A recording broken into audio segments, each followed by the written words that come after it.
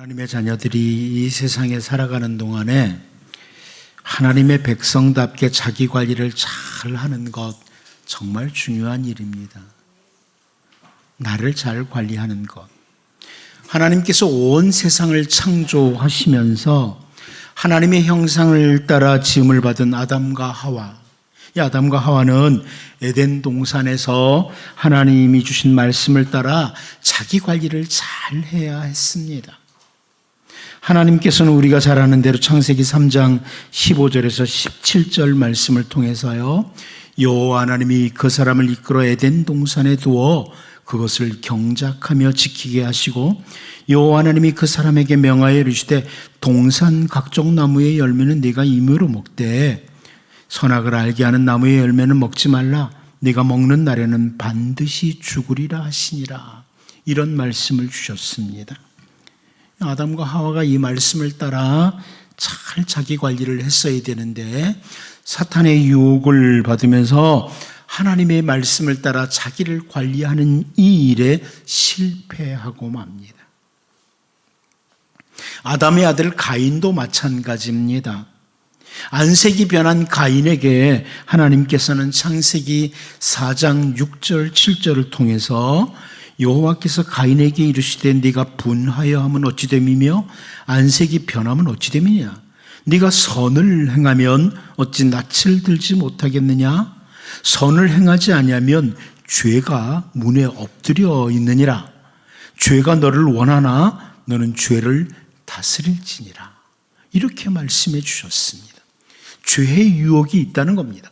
세상에 사는 동안에 죄의 유혹이 있지만 죄에게 미혹당하지 말고 죄를 다스려라. 이렇게 말씀해 주셨습니다.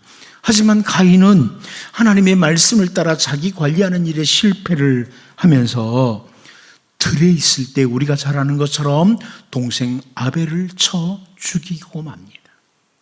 자기 관리를 못한 거죠. 우리가 세상에 살아가는 동안에 올바로 자기 관리를 잘 하도록 하기 위해서 하나님께서는 우리에게 하나님의 말씀인 성경을 주셨습니다. 그리고 더 나아가서 우리 주 예수님께서는 요한복음 16장 7절 말씀을 통해서 이런 말씀을 주셨죠.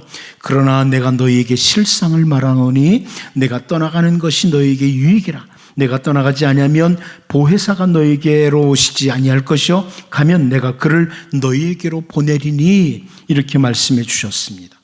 보혜사 성령님을 보내주신다. 예수님께서 약속해 주셨고 오순절날에 성령님이 강림하심으로 오늘 우리들에게는 성령님이 언제나 함께 동행하시면서 자기 관리를 잘하도록 인도해 주십니다. 그러므로 오늘 우리들은 성령님의 인도하심을 따라 말씀과 기도로 늘 자기 관리를 잘하는 그런 하나님의 백성으로 또 하나님의 자녀로 살아가야 합니다. 성령과 말씀과 기도. 세례 요한은 어머니 태중에서부터 성령이 충만했던 사람이라고 성경은 말합니다. 그런데 사실 이 세례 요한을 가만히 보면 세상에 사는 동안에 자기 관리를 참 잘했던 신앙의 선진 중에 한 사람입니다.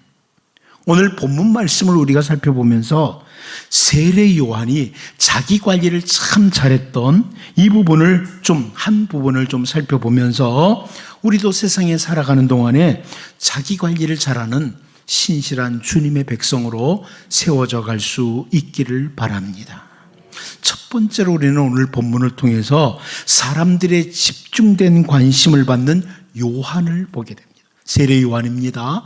사람들의 집중된 관심을 받는 이 세례 요한을 보게 됩니다. 우리 본문 19절을 다시 한번 읽어보겠습니다. 봅니다. 시작. 유대인들이 예루살렘에서 제사장들과 레위인들을 요한에게 보내어 네가 누구냐 물을 때에 요한의 증언이 이러하니라. 세례 요한이 등장을 했을 때 그의 삶, 세례 요한의 삶, 그리고 세례 요한이 행하는 사역들을 사람들이 보면서 수많은 사람들이 세례 요한에게 관심이 집중되기 시작했습니다. 우리가 잘 알다시피 선지자 말라기 이후에 영적인 암흑기라고 하죠.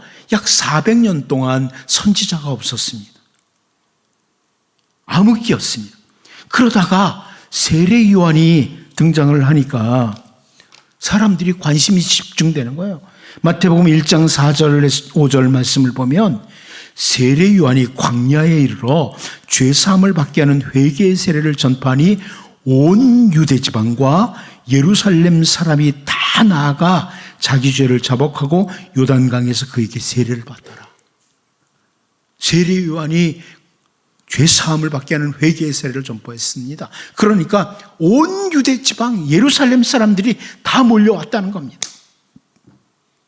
사람이 처음에는 겸손하다가도 사람들에게 어떤 인기가 높아지면 변질되는 경우들이 종종 있습니다. 우리가 잘 아는 사울 왕, 이스라엘의 첫 번째 왕이었던 사울 왕의 경우도 마찬가지입니다. 처음에 왕으로 선지자 사무엘에게 기름 부음을 받을 때요, 사무엘상 9장 21절 말씀을 보면 이런 말을 합니다.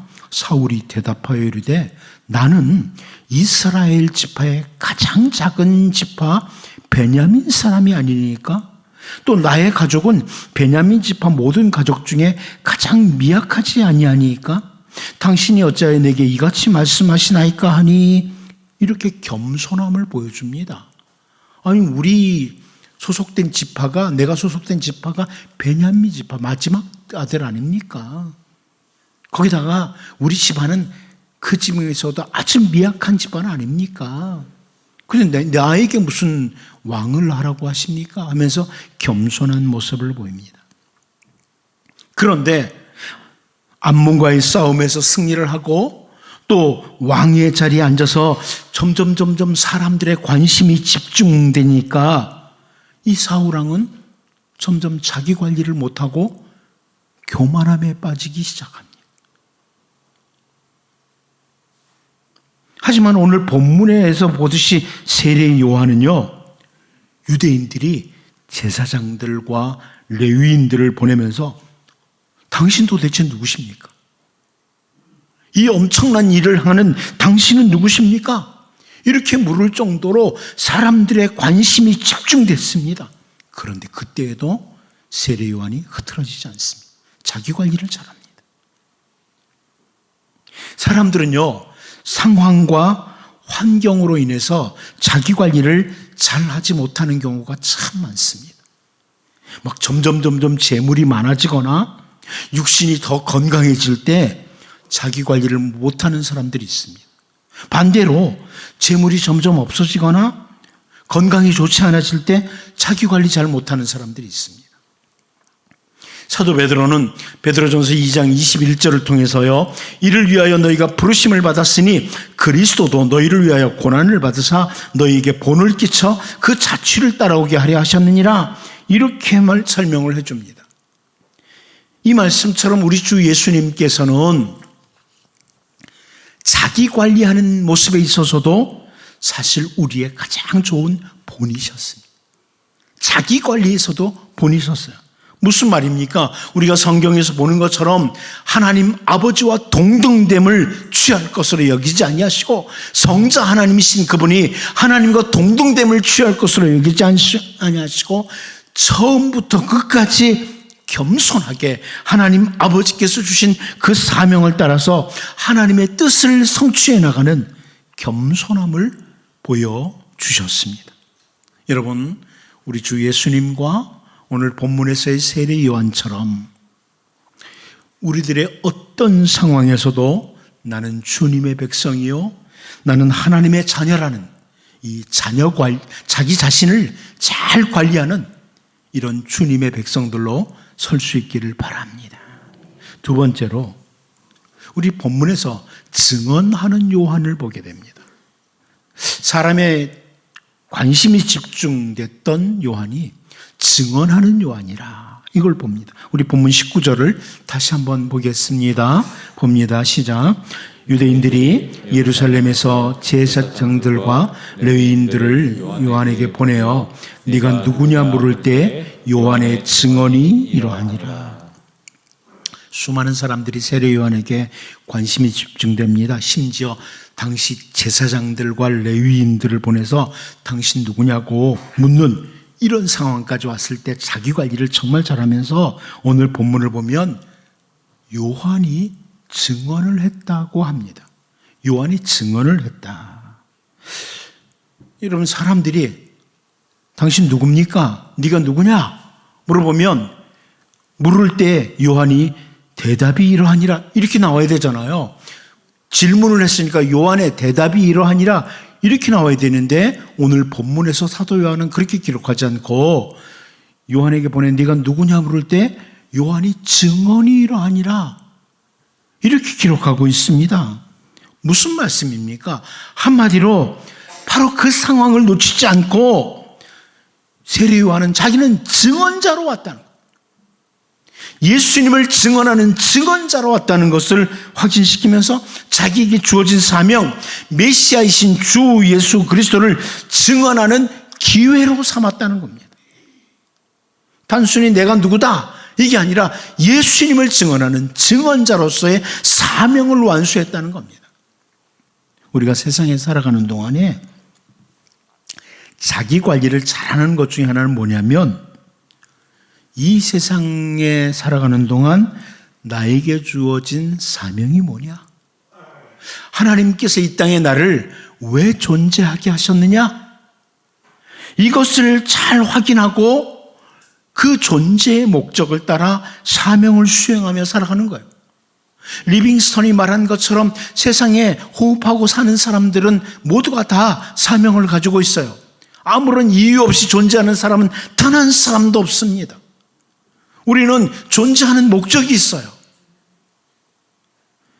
그 목적을 따라 살아가는 것, 이것이 중요한 것이고 그게 바로 자기 관리를 잘하는 겁니다.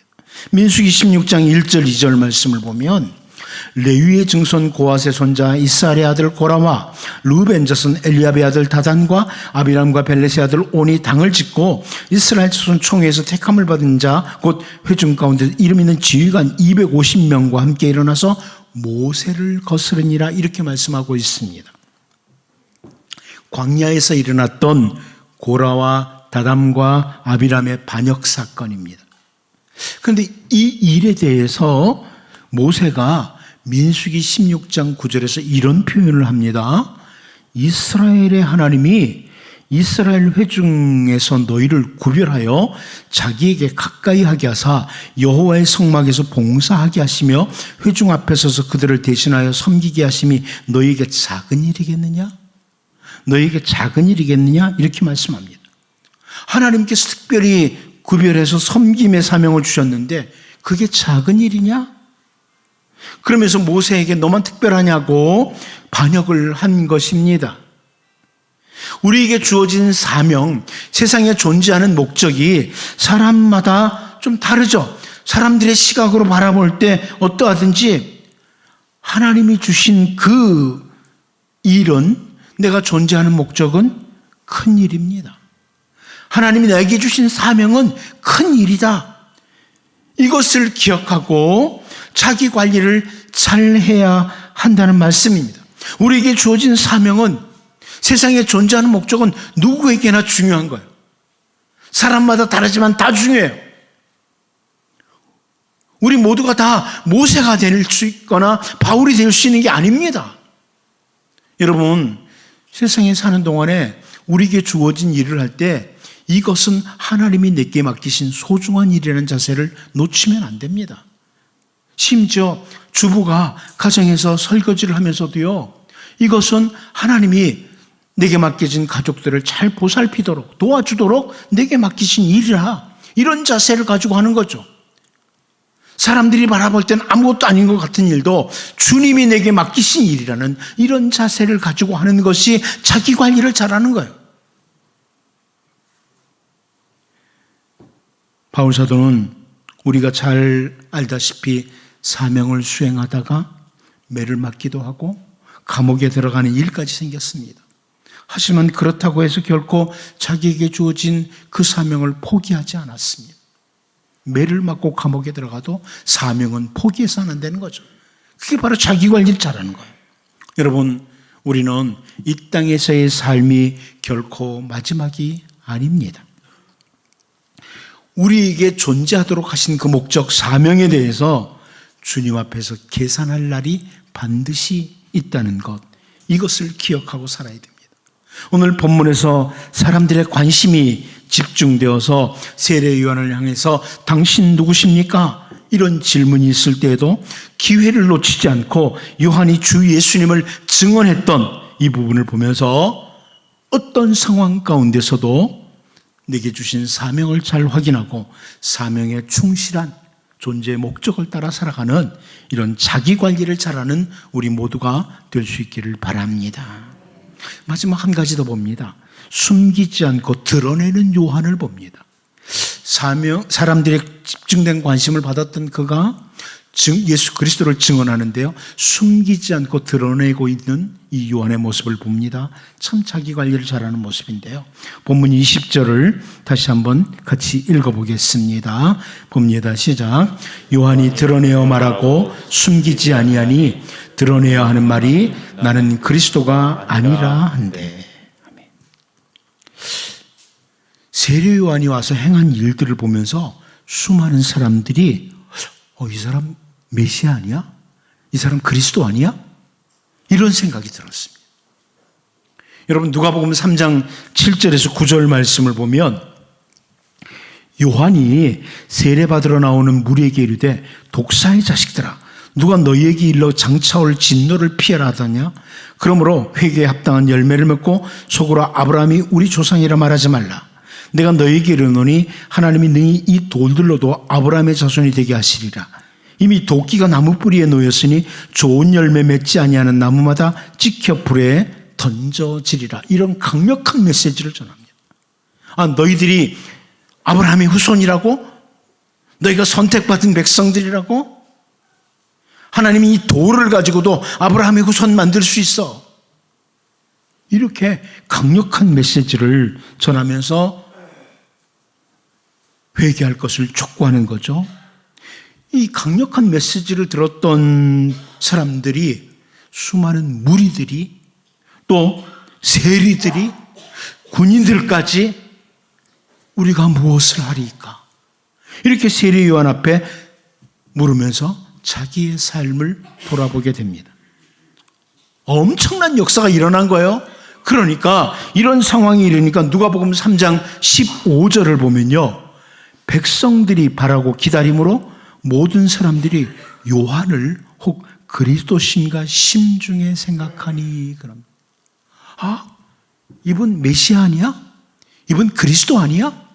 이런 생각을 하게 된 거예요. 많은 사람들이.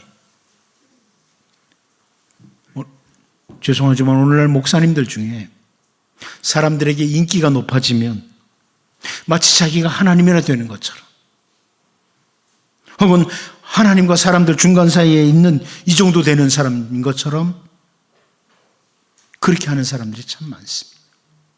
우리들 중에 들은 사람도 있지만 어떤 사람은 자기가 하나님의 친구라고까지 말을 했습니다. 여러분, 우리 스스로도 속지 말아야 되고 다른 사람에 대해서도 속지 말아야 됩니다. 세상에 존재하는 모든 인간들은 피조물일 뿐입니다. 아무리 대단한 목사도 장로님도 그 누구도 다 하나님이 사용하시는 종들일 뿐입니다. 세례 요한과 같이 대단한 사람도 자기 자신을 적당히 숨기면서요, 모든 사람들이 자기를 우러러 보도록 이렇게 할 수 있어요. 그렇게 하지 않습니다. 드러내어 말하면서 나는 그리스도가 아니라 분명하게 선언하는 겁니다. 나는 피조물에 불과한 하나님의 종이라고 이렇게 선언하는 겁니다. 자기 관리 잘하는 거예요. 오늘날 여러분, 각종 이단들이 왜 나타나요? 자기가 하나님이나 되는 것처럼. 근데 또 수많은 사람들이 속아요. 저분은 보통 사람이 아니야. 속는 거예요. 여러분, 세상에 존재하는 모든 인간은 피조물입니다. 이 표현이 모두가 다 인간이니까 무시하고 살아라 이런 의미는 아니에요. 성경에도 옆에 있는 사람들 서로 존경하고 살아야 돼요. 옆에 있는 성도들 존경하고 살아야 돼요. 그게 마땅한 거예요. 하지만 자기 자신이 다른 사람들과 달리 특별한 존재인 것처럼 자기를 신격화하려는 어리석은 사람들이 세상에 너무나 많아요. 우리가 조심해야 된다는 거예요. 그 이단들이 등장하는 거예요. 아무리 사람들이 나를 존경하고 높인다고 해도 나는 주님의 종이고 인간이라는 것을 분명히 하는 것이 자기 관리를 잘하는 거예요. 내가 누구인지를 확인하는 것. 자기 관리를 잘하는 거예요. 나는 주님의 종이다. 우리가 그것을 확인하면 절대로 교만할 수가 없고요. 그렇다고 자기 비하에 빠지지도 않습니다. 여러분, 주님의 종이기에 당당해야죠. 그러나 주님의 종이기에 교만할 이유가 없습니다. 오늘 본문에서 결코 숨기지 않고 드러내서 나는 그리스도가 아니라고 이렇게 말하는 요한을 보면서 우리도 언제나 이 세상에 사는 동안에 나는 주님의 종이다. 이것을 확인하고 교만하지도 않고 자기 비하에 빠지지도 않고 이렇게 자기 관리를 잘하는 우리 모두가 될 수 있기를 바랍니다. 기도합니다. 하나님 아버지, 세례 요한이 보여준 것처럼 우리의 어떤 상황에서도 정말 자기 관리를 잘할 수 있도록 은혜를 내려 주옵소서. 내게 주어진 사명, 내가 존재하는 목적 잘 확인하고 살 수 있도록 도와주시고, 또한 하나님, 언제나 주님의 종이라는 건 놓치지 않고 결코 교만하지도 자기 비하에 빠지지도 않고 말씀 따라 올곧게 걸어가는 주님의 백성들 되게 하여 주옵소서. 예수님의 이름으로 기도하옵나이다.